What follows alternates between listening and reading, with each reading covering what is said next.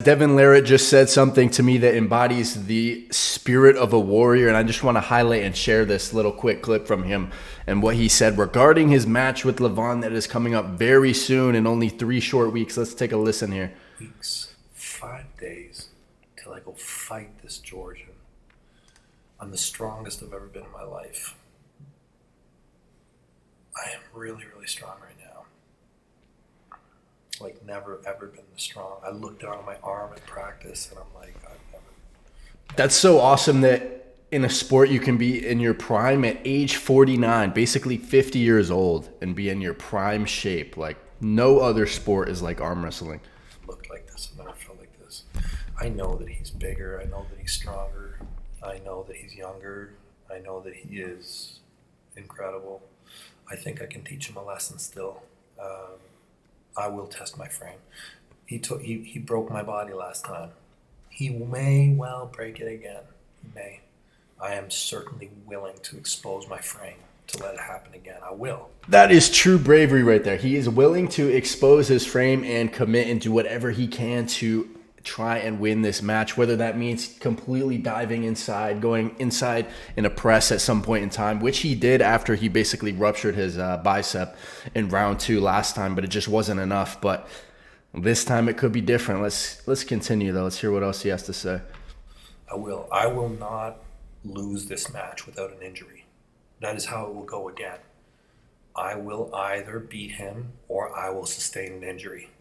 If anything happens and it's not those 2 options, I will be very, very upset at myself. Now, honestly, I think that is true bravery, because going into a match, there's always a thought in the back of your mind that you could potentially injure yourself, and that will psychologically, subconsciously make you kind of pull back the effort or the amount of intensity that you're going to bring to the table. But if you accept in your mind the fact that you could potentially get injured and still go forward, acknowledging that and giving it all you've got without letting that affect your performance, I think that's a fantastic mindset to have, that you're leaving nothing behind after the match. He said he'll be disappointed if he doesn't have an injury, if he loses the match. Now that is commitment there. I can't wait. I cannot wait. I'm eager. Everything has been perfect. Thank you for your time, guys. April 20th. Legacy Hammer. East versus West. #1 ranking.